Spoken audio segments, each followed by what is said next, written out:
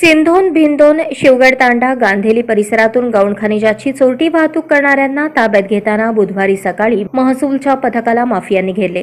माहितीचा फोन खणखणतात 6 ते 7 तलाठ्यांसह तहसीलदार रमेश मुंदलोड यांनी सकाळी 8 वाजता जिममधून थेट घटनास्थळ गाठले। तहसीलदारांच्या आदेशाने तलाठ्यांनी गौण खनिजाची वाहतूक करणाऱ्या हायवाला रोखले। त्यात तलाठी बसतात चालकाने वेगाने हायवा पळवला। काही अंतरात हायवा थांबवल्यानंतर हायवा चालकाच्या इतर साथीदारांनी महसूल पथकाला घेरले। त्यात तहसीलदार मुंदलोड यांच्यासह तलाठ्यांसोबत माफियांची झटापट झाली।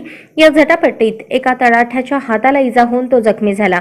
तहसीलदार मुंदलोड यांचा मोबाईल माफियांनी हिसकावून घेण्याचा प्रयत्न केला। शिवगड तांडा परिसरात तहसीलदार मुंदलोड यांनी गौण खनिज माफियांवर गोळीबार केल्याची चर्चा सर्वत्र पसरली। त्यावर तहसीलदार मुंदलोड यांच्याशी संपर्क केला असता ते म्हणाले रिव्हॉल्वर घरीच होते।